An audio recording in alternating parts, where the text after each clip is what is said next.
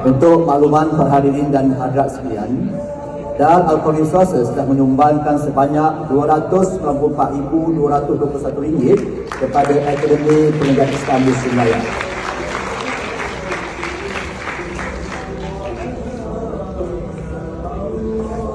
Daripada jumlah tersebut, sebanyak RM144,221 telah diperuntukkan untuk tajian pengajian yang berusaha Pengurusi Madya Dr. Kamul Zaman Nordin mengiringi yang berbahagia Datuk Haji Zalman bin Haji Ibrahim naik ke pentas bagi sesi temu mesra bersama mahasiswa Akademi Pengajian Islam di Sungai. Kita sudah.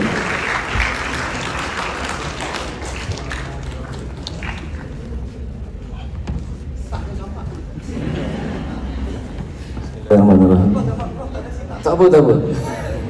Assalamualaikum warahmatullahi wabarakatuh. Kuat sikit, macam tak tenaga. Alhamdulillah, dah makan semua. Alhamdulillah, wassalatu wassalamu ala asyrafil anbiya'i wal mursalin wa ala alihi wa Saya kenalkan dulu ya, bila hadapan Datuk ni kita ada barisan kepimpinan kita punya dekan, tenaga pengajar, pensyarah ketua jabatan. Di sana pun semua profesor ramai di sini ya. Dan juga bersama kita ni majoritinya adalah pelajar Akademi Pengajian Islam yang saya rasa majoritinya adalah pelajar tahun 1 kan? Semua ya. Berapa tahun? Boleh angkat tangan tahun 1? Majoriti. Tahun 1 angkat tangan. Nampak majoriti Datuk. Baru masuk dalam minggu lepas. Ini baru minggu 2. Senang lagi saya ni. Saya pun terkejut bila kita tanya ramai yang mengenali Datuk.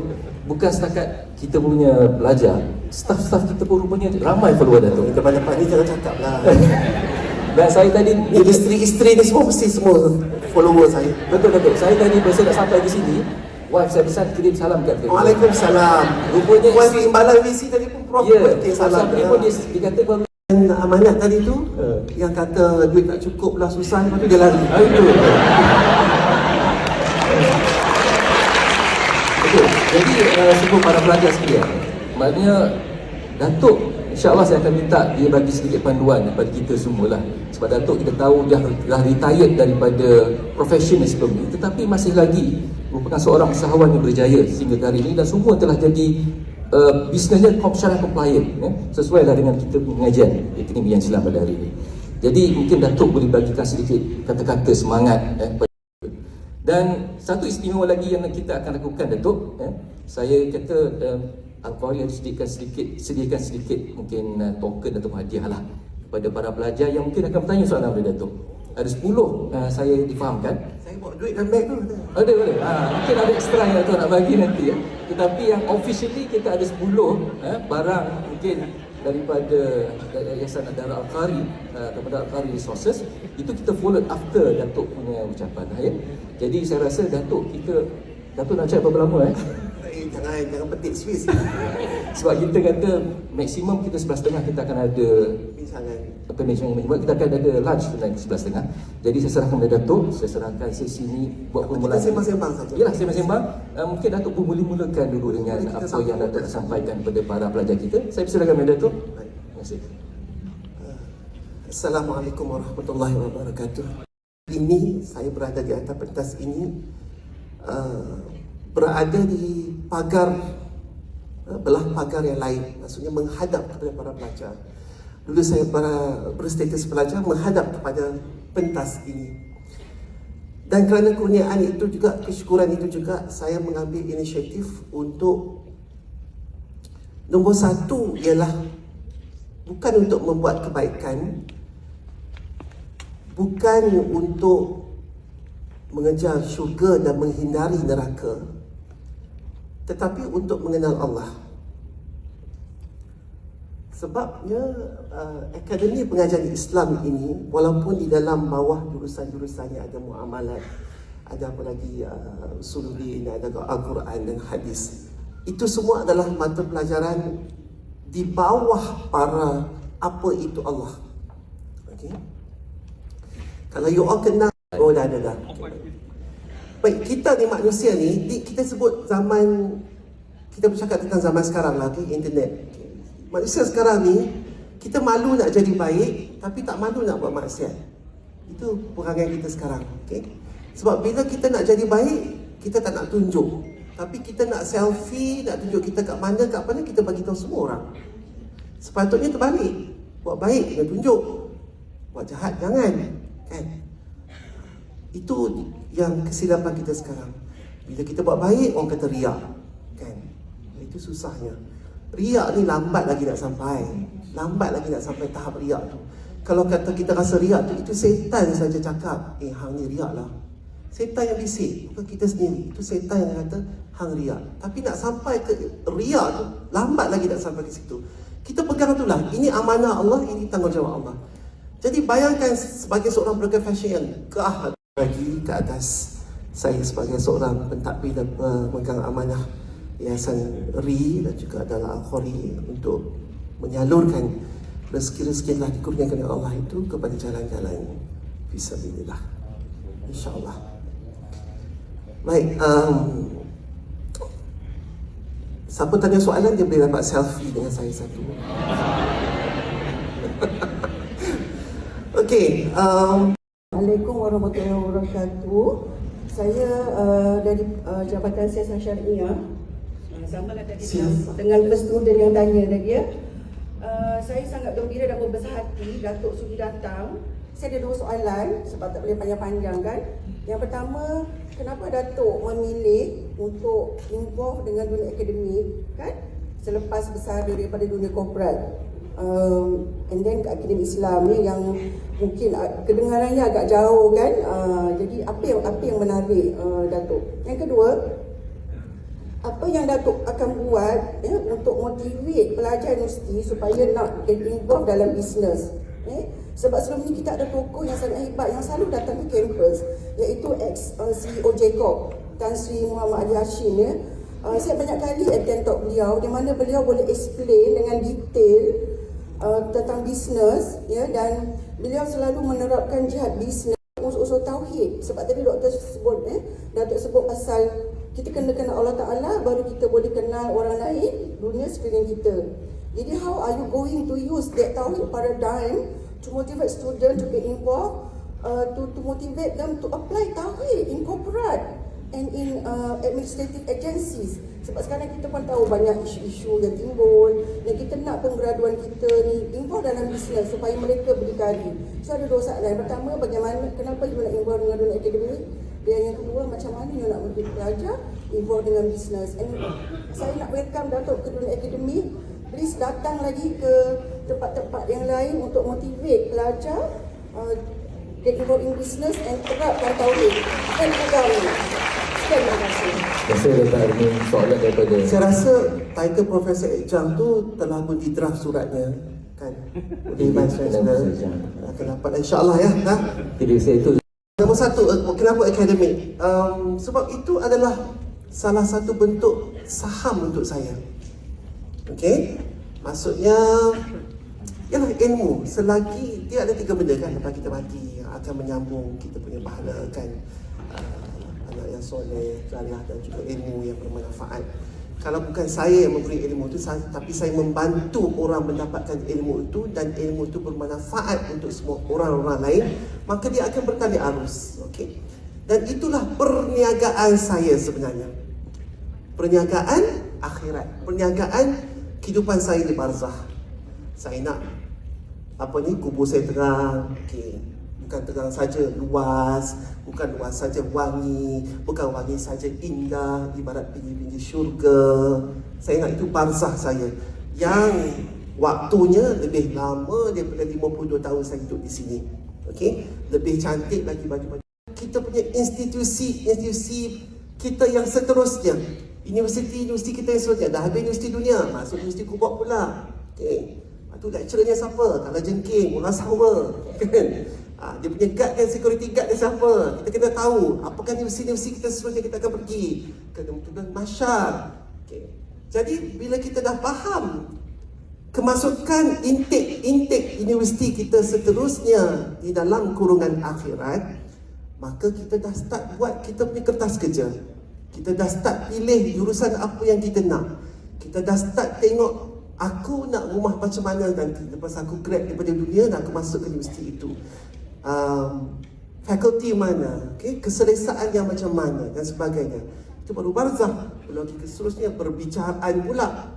Perbicaraan nanti, adakah aku mengenai orang lain? Ada staff nak buka berstudent lagi. Okey. Puan Jana, silakan. Assalamualaikum. Ada satu soalan. Apa yang perkara yang paling Datuk rasa paling waktu tu paling jatuh dan bagaimana Datuk naik balik waktu tu?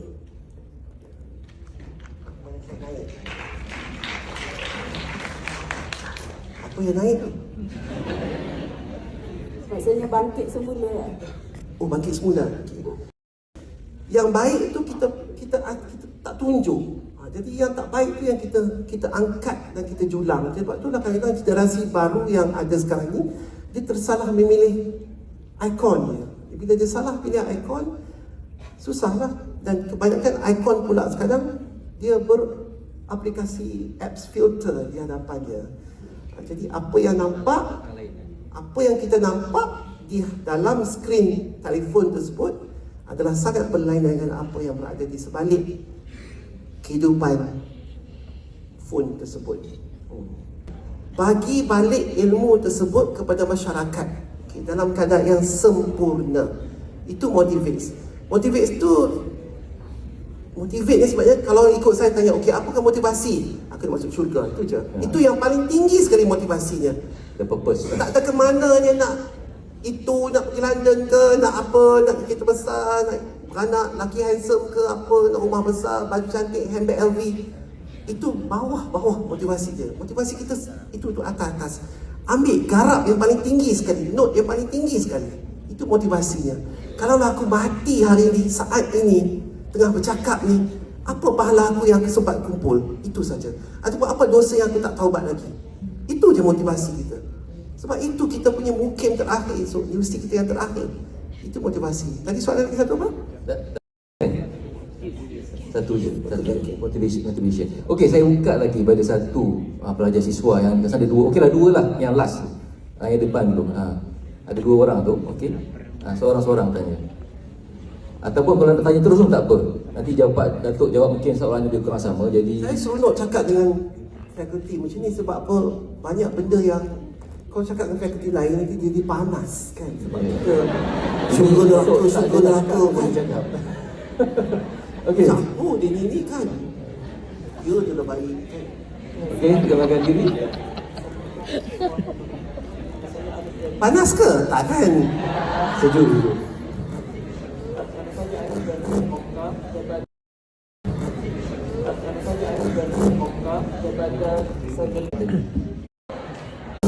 Sebagai seorang yang mengambil jurusan pendidikan Islam, bagi aku, minta maaf, soalan itu tak perlu diajukan in the first place. Soalan itu tidak boleh wujud. Siapakah tokoh Islam? Rasulullah SAW. Ya? Okey, jelas Datuk. Satu ikon fashion yang syak. Itu soalan saya. Okey, Datuk beri soalan soalan. Belum? Okey, silakan apa ni dapat hadiah daripada Yang Jo? Jawapannya tak nak. Kan? Itu tak nak ke? Tak nak. Tak nak Cik Roy, payah sebenarnya. Sangat payah. Sebab again, macam aku cakap tadi, fashion dan syarak ni, dia tak ada hal haram bergantung kepada kita. Dan orang dah terbalik pakai benda tu. Okay? Itu satu. Lepas tu dah perangai manusia ni, perangai manusia dan kecantikan ini tak boleh dipisahkan. Okay? Dan fashion adalah salah satu elemen kecantikan kepada seseorang. Perangai manusia dan kecantikan ini tak boleh dipisahkan. Okay? Dan fashion adalah salah satu elemen kecantikan kepada seseorang individu tersebut. Dan bila dia cantik tu, itu yang menyebabkan dia nak keluar rumah tu. Dia nak tunjuk, dia nak catwalk, dia nak tunjuk orang apa semua. Dan tapi sekarang tak keluar rumah pun boleh tunjuk. Itu masalah, double pula masalahnya. Nampak macam dia nak keluar rumah, dia pakai tudung, dia make up apa semua, buat line apa semua gini-gini. Tapi dia tak keluar rumah pun. Tapi secara alam maya dia dah keluar. Kalau follower dia ada 1 juta, dia dah pergi ke satu stadium yang mempunyai 1 juta penonton, mengambil ke semua benda-benda maksiat yang dia boleh tahu sekali post saja. Okey, satu. Jadi nak buat apa lagi aku nak masukkan dalam satu lingkungan yang sah-sah. Sebab saya mengenal Allah ketika itu. Maksudnya kita tidak boleh berada di puncak. Kerana apabila kita berada di puncak, tahap yang paling tinggi kita akan pergi hanyalah ke langit sahaja, ataupun kita akan tergolek ke bawah. Okay. Jadi sebelum tergolek ke bawah dan sebelum Allah angkat roh saya ke langit, apabila berpisah dengan jasad, lebih baik saya mengenal Allah dengan lebih mendalam. Jadi saya turun sebab saya rasa ketika itu apa yang saya pelajari di UiTM dan apa yang saya ambil, yang saya anggap sebagai bakat dan minat saya itu sebenarnya mempunyai banyak sifat ghorornya dan sifat-sifat lara dan maksiat yang di dalam tersebut. Okey, seperti mana ialah macam kami jurusan seni lukis dan suka fashion, kami melukis. Melukis apa? Melukis makhluk Allah. Baik yang telah diadaptasi makhluk Allah.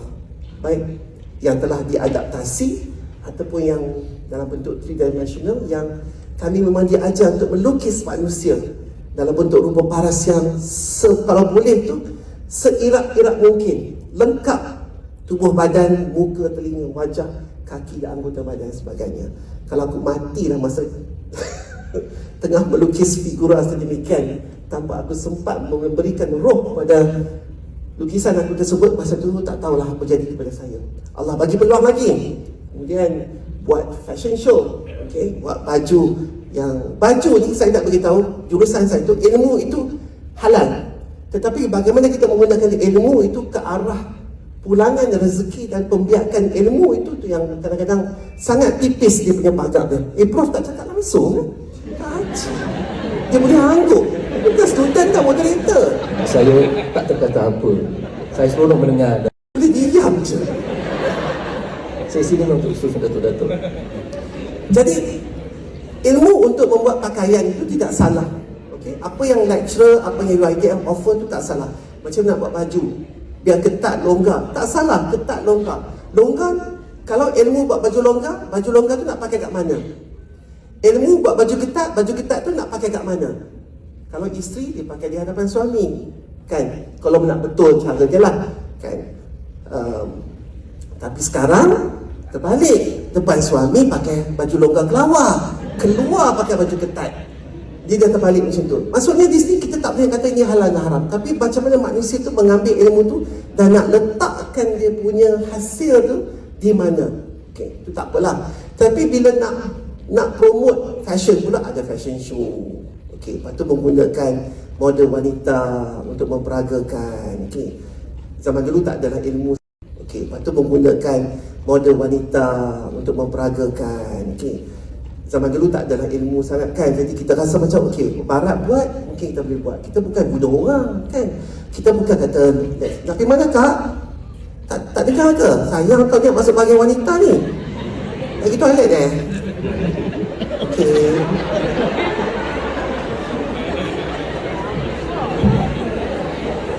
Mesti dia kata, abang-abang kata Tuhan sebenarnya. Dia kata, abang mulai sekarang saya nak akan baju ketat kat rumah, baju longgar kat luar. Okey, jadi pemahaman ialah kami budak seni reka, kami pun ada satu subjek yang mengajar Islam di UiTM tu.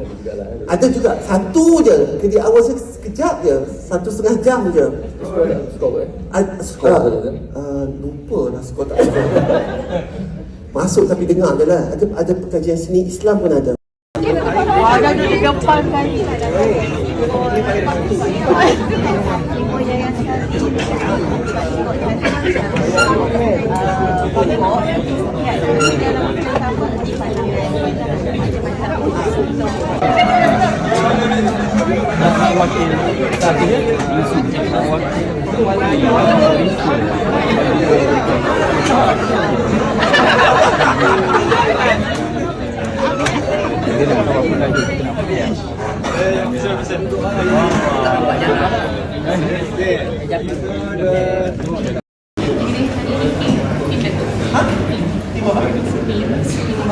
Ah, bagi seorang-seorang kau sini.